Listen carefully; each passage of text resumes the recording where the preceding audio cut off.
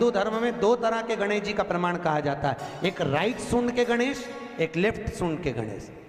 Right सूंड का जो गणेश होता है वो घर में रखा जाता है, और लेफ्ट सूंड का जो गणेश होता है वो अपने ऑफिस में, व्यापार की जगह पर, दुकान में, धंधे में, पानी में, सर्विस में, नौकरी में लेफ्ट सूंड का गणेश रखा जाता है। जिसकी दुकान, व्यापार, व्यवसाय में अगर राइट सूंड का गणेश रखा जाता है तो लक्ष्मी आती है पर टिकती नहीं है। इसलिए घर में सीधी सूंड का गणेश और दुकान, व्यापार, व्यवसाय में, ऑफिस में उल्टी सूंड का, दो गणेश। तो इसका मतलब ये थोड़ी ना कि तुम्हारे घर में गणेश जी बैठा तो तुम उठा के बदल लिया, यहाँ कहाँ दिया, यहाँ कहाँ दिया। अब रखे रहने। जो पृथ्वी की परिक्रमा पहले कर कर आएगा वो प्रथम गिनती में पूजा जाएगा, प्रथम भाग उसको पूज्य करते हैं। ठीक है, जाओ परिक्रमा कर कर आओ। अब गणेश जी महाराज बैठ गए चूहे पर, कार्तिकेय बैठ गए मोर पर। कार्तिकेय घर के बड़े थे, उनको ये बात ध्यान में थी, उनको ये बात का ज्ञान था।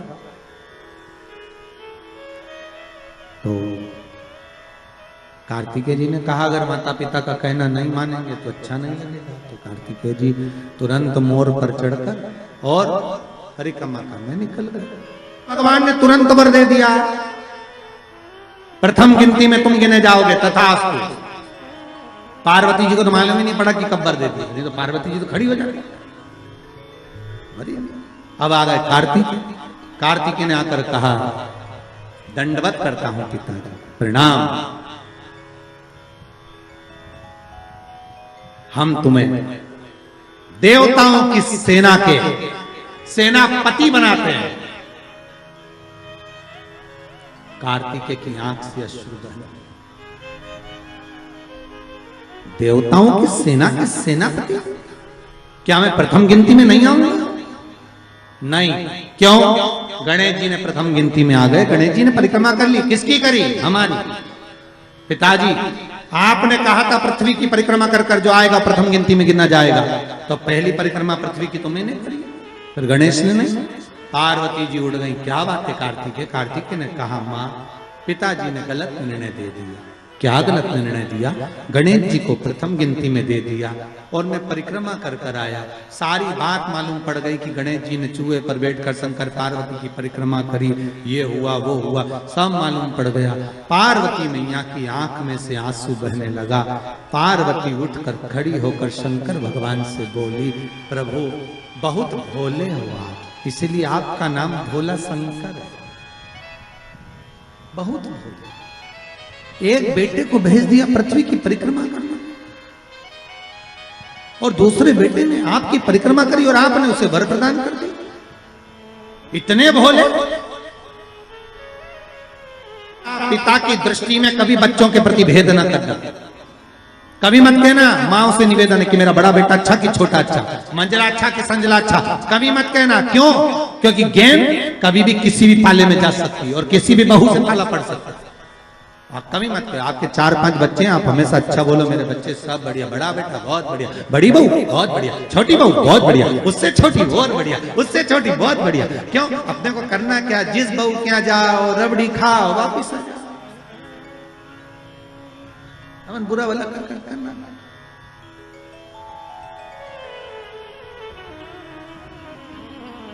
बहुत बढ़िया, क्या चलता।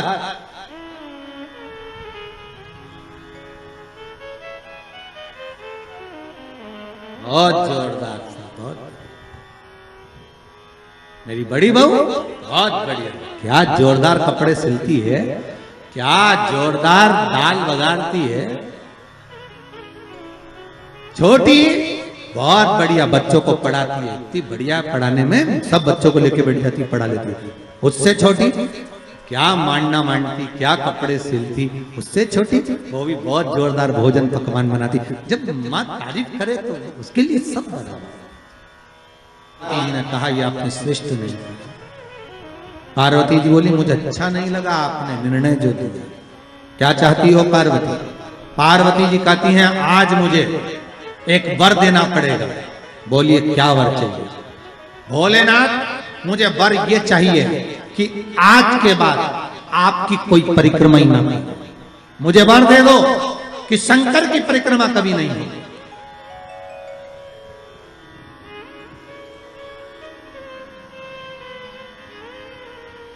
शिव की परिक्रमा का विधान नहीं होगा। शंकर भगवान ने पार्वती को तथास्तु कह दिया। आज के बाद शंकर के मंदिर में शिवलिंग की कोई परिक्रमा नहीं करेगा। कभी आपने करते हुए देखा किसी को? नहीं। शंकर की परिक्रमा होगी तो आधी यहां से चालू होगी, वहां तक जाओगे, फिर वापस आ जाओगे। यहां तक शिव महापुराण की कथा कहती है कि शंकर की आरती के बाद जो परिक्रमा भी होती है ना, वो भी पूरी नहीं करना चाहिए, आदि कर कर वापिस हो जाना चाहिए। शिव की आरती के बाद कई लोग शंकर जी की आरती उतारने के बाद जो परिक्रमा करते हैं ना, आरती की थाली लेकर चारों तरफ घूमते हैं, उसको भी आधा घूमो और आधे में वापिस। शिव परिक्रमा का वर दीजिए आप वर प्रदान करो, हमें वर दे दो। पार्वती मैं तुझे वर देता हूं कि शिव की परिक्रमा आप कोई नहीं करे, और अगर शंकर की परिक्रमा कोई भूल से भी करेगा तो उसको दोष लगेगा, उसका पुण्य छिन्न होगा। इसलिए शंकर की परिक्रमा लोग नहीं करते, क्योंकि उनने जो दान करा, पुण्य करा, सत्कर्म करा, भजन करा, कीर्तन करा, उसका पुण्य धीरे धीरे धीरे धीरे समाप्त होते चले जाता है, उस पुण्य की छिन्नता होती है। पर माता पार्वती जी भगवान शिव जी के पास बैठी हुई थी।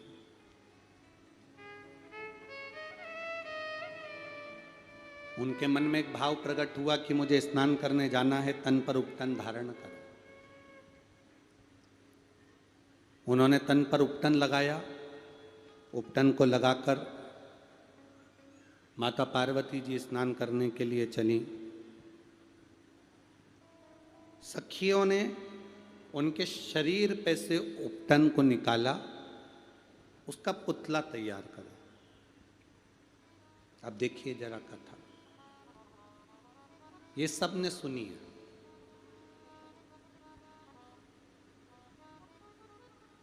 गणेश जी के जन्म की कथा सबने सुनी। उपटन निकाला, पुतला बनाया। सखियों ने, पार्वती जी की सहेलियां पार्वती जी से कहती हैं, क्या इस पुतले में जान आ सकती है? क्या इस पुतले में प्राण आ सकते हैं?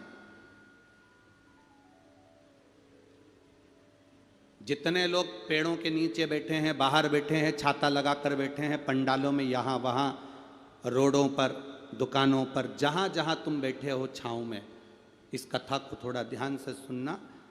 स्वयं पार्वती जी से सखियां कर रही हैं, क्या इसमें प्राण आ सकते हैं?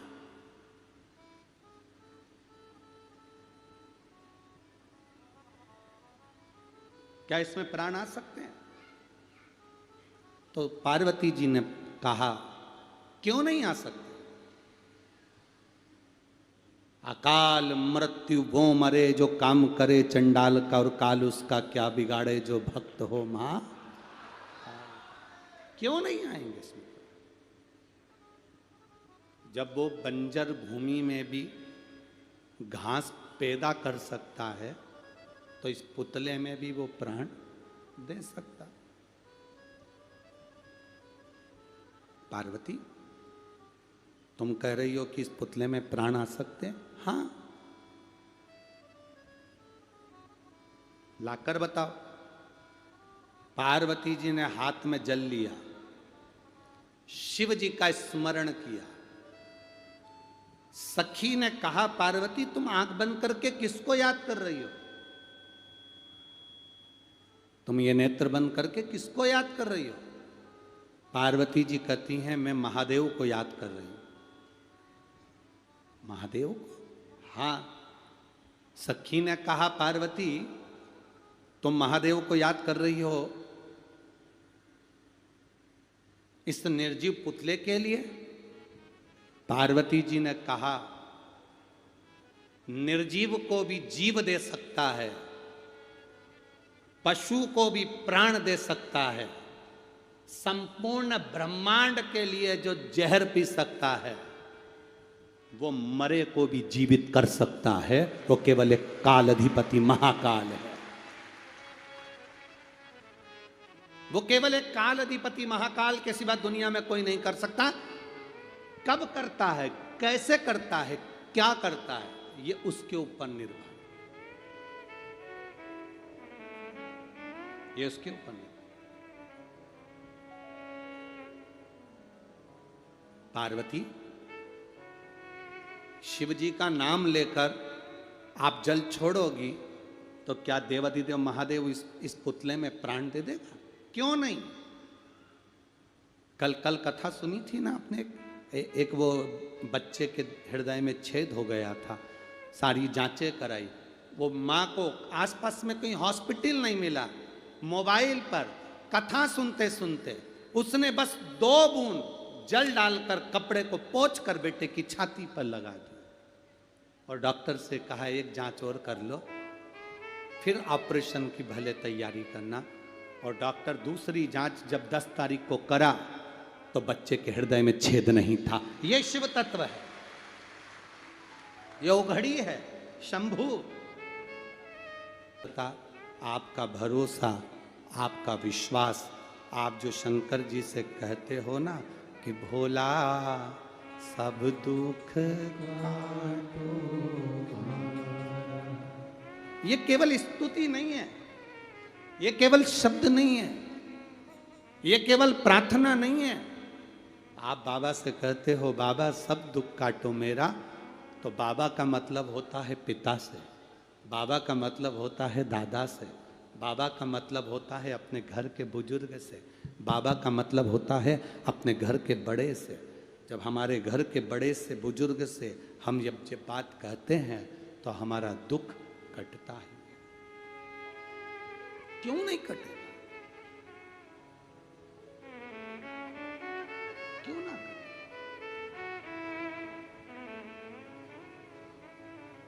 पार्वती, शिव जी का नाम लेने से क्या इसमें प्राण आ जाएंगे? क्यों नहीं? एक सोनोग्राफी उस बेटी की बोल रही है कि इसमें बच्चा नहीं है, दूसरे महीने की सोनोग्राफी बोल रही है कि बेटी के गर्भ में बच्चा नहीं, इसका वहम है।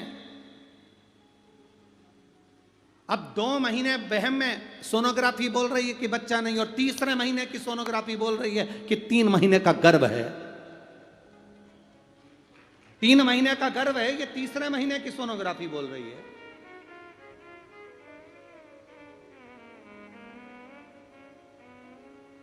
भगवान देता है पल्ला झाड़ कर, महादेव देता है छप्पर फाड़ कर।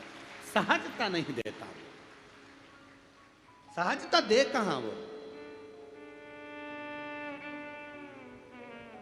शिव नाम से दुनिया का सारा सुख मिल सकता है, क्यों नहीं?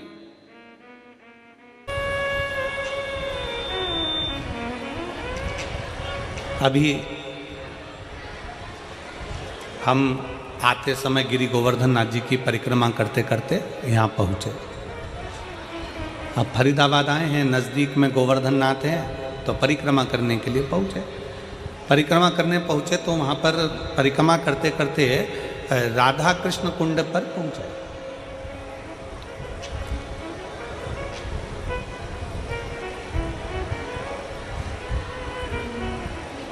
और राधा कृष्ण कुंड पर पहुँचे तो वहाँ पर एक बुजुर्ग माता ने हमसे कहा कि गुरुजी ये बताओ कि हम शंकर भगवान को 1 लोटा जल चढ़ाते हैं, हम शंकर भगवान की आराधना करते हैं, हम शंकर भगवान की पूजन करते हैं, हम शिव की आराधना में, शंकर की आराधना में डूबे रहते हैं, शिव कैसे मिलेंगे? शंकर भगवान हमें कैसे मिलेंगे? शिव हमको कैसे प्राप्त होंगे, कैसे मिलेंगे? हमने उन माता जी से उस समय पर एक ही शब्द कहा, माँ अगर आप चाहती हो कि शंकर आपको मिले तो सबसे पहला शिव के मिलने का तरीका है कि जो संसार में हम जिनके साथ रहते हैं, जिस परिवार में रहते हैं, जिस कुटुंब में रहते हैं, अपने सास ससुर, अपने ननंद नंदोई, परिवार, जेठ जेठानी, कुटुंब, कबीला, देवरानी जेठानी, जिनके साथ हम रहते हैं, शंकर के मिलने का सबसे सुंदर तरीका है, शिव कहते हैं पहले अपने परिवार से अच्छे से मिलो तो मुझे मिलने में देरी नहीं लगेगी, मैं भी तुम्हें मिल जाऊंगा, मैं भी तुम्हें मिल जाऊंगा। हम अपने परिवार से अच्छे से नहीं मिलते, हम अपने परिवार से अच्छे से मिलन नहीं करते। परिवार का कोई व्यक्ति है, उसको देखकर मुंह चढ़ा दिया, उसको देखकर मुंह फूल गया। शिव पुराण कहती है पहले अपने परिवार से अच्छे से मिलो, अपने कुटुंब से अच्छे से मिलो, अपने मोहल्ले के लोगों से अच्छे से मिलो, अपनी सोसाइटी के लोगों से अच्छे से मिलो, अपनी कॉलोनी के लोगों से अच्छे से मिलो, अपने क्षेत्र के लोगों से अच्छे मिलो। जब हम अपने क्षेत्र के, अपनी समाज के, अपने वर्ण के, अपने आनंद के और अपने मोहल्ले के सभी लोगों से, अपने क्षेत्र के लोगों से, अपने परिवार के लोगों से, अपने घर के लोगों से अच्छे से मिलना प्रारंभ करेंगे तो भगवान शंकर भी कहते हैं कि मुझे मिलने में देरी नहीं लगेगी, क्योंकि मैं सबके अंदर शंकर ही समाया है। आप इनसे अच्छे से मिलोगे, शिव आपको मिल जाए।